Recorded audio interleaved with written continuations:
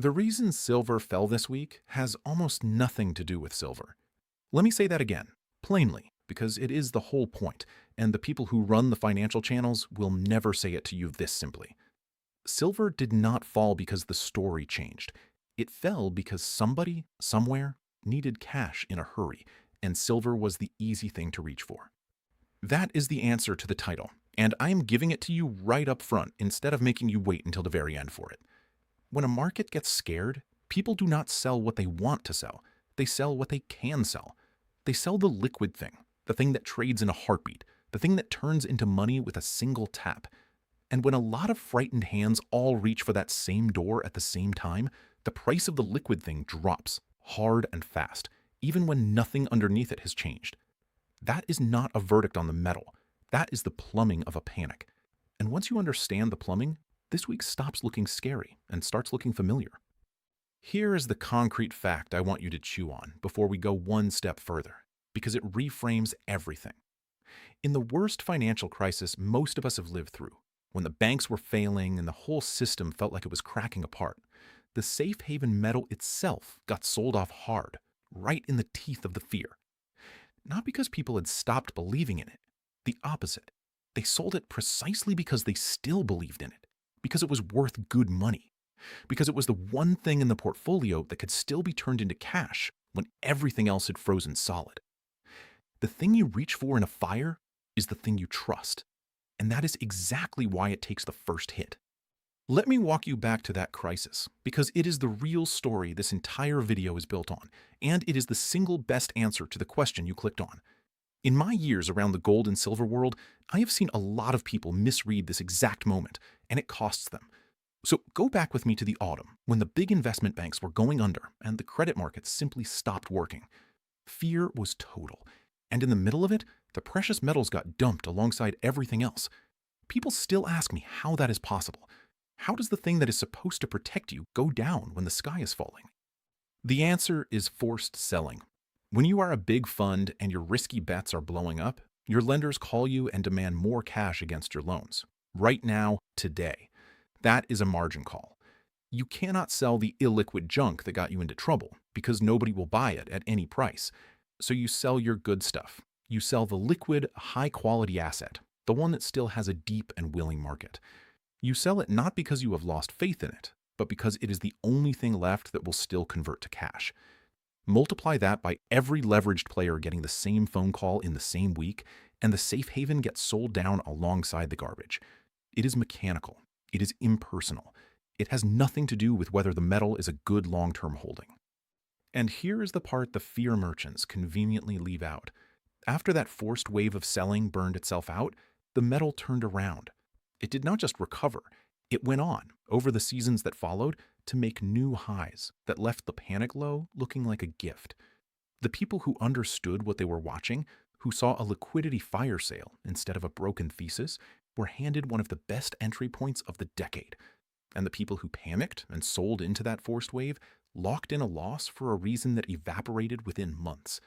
Same asset, same week, two completely different outcomes, decided entirely by whether you understood the plumbing. Now bring that straight forward to right now, to the number in the title that brought you here. Silver fell this week, and the machinery is the same machinery. When something rattles the broader markets, when stocks wobble and traders get a margin call and computers start de-risking automatically, the liquid, easy-to-sell positions get hit first. And in the metals world, silver is the twitchy one. Silver is thinner than gold, it trades in a smaller pool, it is more heavily leveraged by the paper traders, and it swings harder in both directions. So when the selling wave comes through, silver takes the bigger blow. Not because silver's story got worse, but because silver is the more sensitive instrument in a nervous room. That is why you will often see gold hold reasonably firm, while silver drops through the floor in the same stretch. It is not a signal that silver is being abandoned. It is a signal that silver is the higher strung member of the family, the one that flinches hardest when someone slams a door. In my experience, I've watched this exact split play out more than once, and every single time, the crowd reads the silver drop as a fundamental rejection, when it is really just a liquidity flinch. The gap between what actually happened and what you were told happened is the whole business model of the people telling you. Because make no mistake, someone profits from your confusion here. The trading desks, the big banks, the financial media that fills airtime by narrating every wiggle as if it were the end of the world. They do not want you to understand that a fast drop in a liquid asset is usually a story about cash and leverage, not about the asset. A frightened retiree dumping physical metal into a shakeout is a paying customer for the very people who engineered the shakeout. The churn is where they make their money. And the surest way to keep you churning is to keep you believing that every drop is a referendum on whether you were a fool to own the thing at all.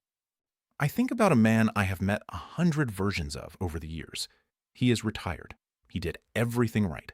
He put a slice of his savings into physical silver because he wanted something outside the paper system, something that could not be printed into oblivion. And this week, he sat at his kitchen table, watched the number fall, and felt that cold knot in his stomach. The one that whispers, "You were wrong. You got taken. Get out before it gets worse." If that is you right now, I want you to hear me clearly. That knot is not information. That knot is the exact feeling the machinery is designed to produce in you so that you become the forced seller, so that you hand your metal to the patient money at the bottom. I am not going to insult you by pretending I know what next week holds. I do not. But I know what that feeling is, and I know who it serves. And this is the moment to pause for something that matters, because it sits right on top of that fear. While ordinary savers are being scared out of their metal on a bad week, the biggest and most sophisticated buyers on earth, the central banks, have been accumulating gold at a record pace, 3 straight years of buying at a level roughly double what they averaged the decade before. They are not trading the wiggles. They are quietly moving real reserves into real metal. And here is the part almost nobody tells retirees. There is a perfectly legal, established way for an ordinary person to do a version of the very same thing, to move a portion of the savings you already have into physical gold and silver inside the retirement account you already own, without taxes and without penalties, using what is called a self-directed precious metals IRA.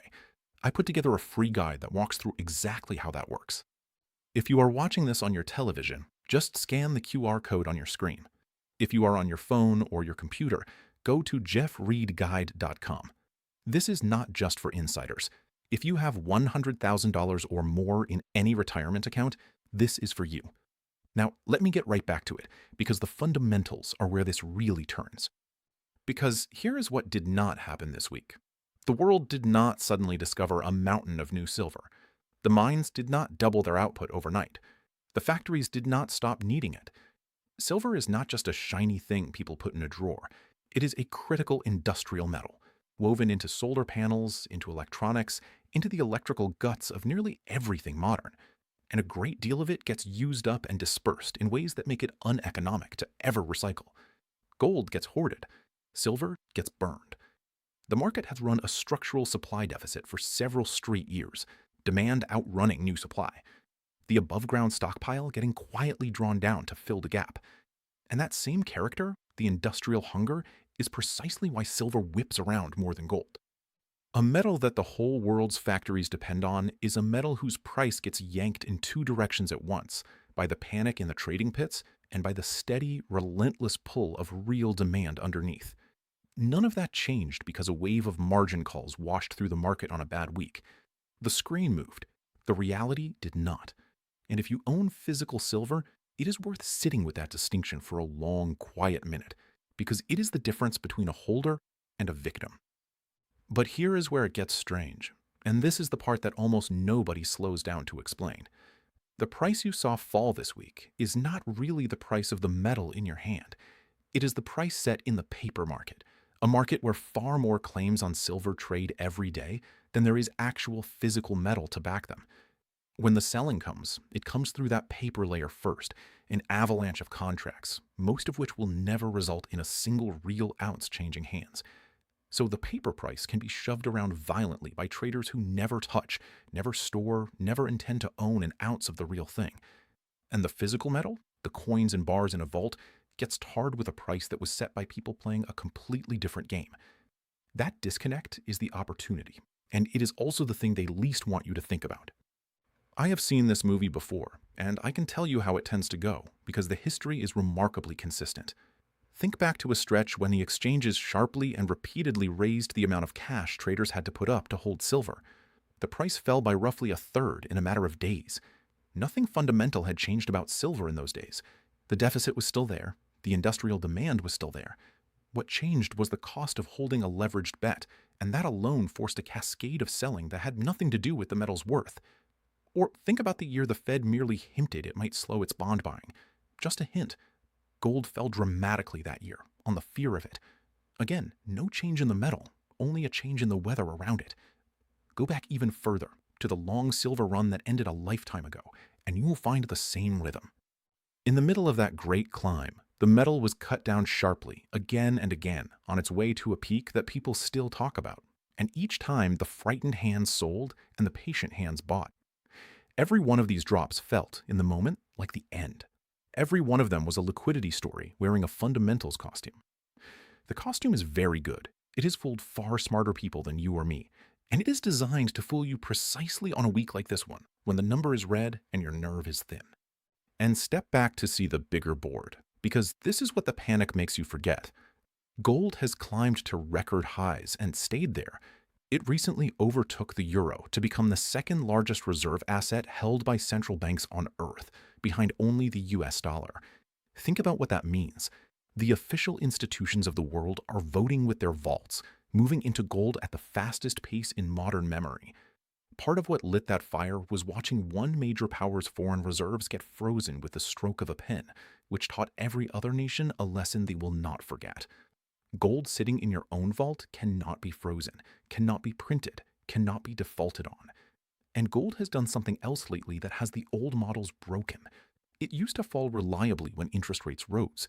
Recently, it has climbed, even as rates stayed high. The old rule snapped. That is not the behavior of an asset the world is walking away from. That is the behavior of an asset the world is quietly walking toward, even under a new and divided Fed, even with the chair, Kevin Warsh, being second-guessed at every turn. So let me be honest with you about the caveat before I go any further, because a guide who only shows you the upside is a guide you should not trust. I cannot promise you a price. Silver could fall further from here before it does anything else. These liquidity waves can run longer and cut deeper than anyone expects. And if you are over-leveraged, or if you bought with money you will need next month, a shakeout like this can genuinely hurt you. This is a case, not a guarantee, and it is not personal financial advice. Anyone who tells you they know the exact bottom is either fooling you or fooling themselves. What I can tell you is the mechanism, the history, and who benefits from your fear. What you do with that is yours to decide. And that brings me to the one practical thing I want you to carry away about your own position, separate from any pitch. Size it so a bad week can never force your hand. The whole tragedy of the forced seller is that he was forced. He did not choose to sell at the bottom.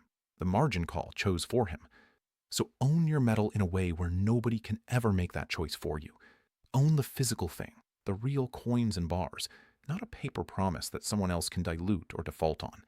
And never, ever be the person who sells into the shakeout because a number and a knot in your stomach conspired to convince you the story was over. Decide what you own and why you own it on a calm day, so that a frightening day cannot rewrite the decision for you. Now, here is the piece that ties it all together, the recognition moment. And it is the reason any of this matters right now. The smart money already understands everything I have just told you. The central banks understand it. The patient buyers who picked up metal in the last panic and rode it to new highs understand it. They are already positioned. The mainstream, the pension funds, the financial media, the neighbor who thinks gold is a relic, they have not caught on yet. And by the time they do, by the time this leads every news segment and every advisor suddenly recommends it, and it feels safe and obvious to everyone, the easy part will already be behind us. Nobody sends you an invitation to the beginning of something. There is no announcement.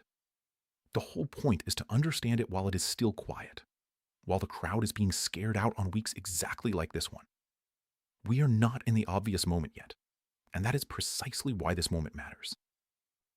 So if you have $100,000 or more in a 401k or an IRA, and you want to understand how to protect a portion of it, the way the biggest buyers on earth are protecting theirs, I set aside time for a free one-on-one educational web conference. It is genuinely no obligation. It is for people who watch this all the way through.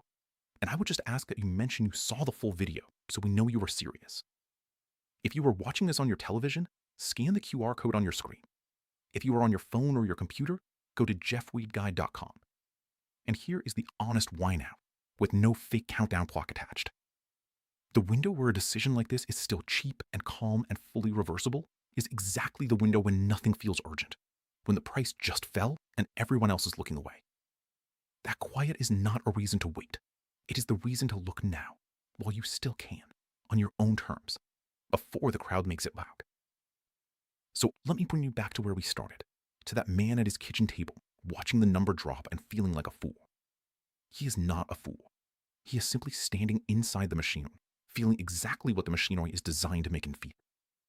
The reason silver fell this week has almost nothing to do with silver. It is a story about cash and leverage and forced hands, and it has played out before. And the people who understood it were not the ones who panicked. They were the ones who kept their heads while the liquid thing took its first hit, and understood that the first hit is not the votent. It is just the plumbing of a panic. And now you understand it too.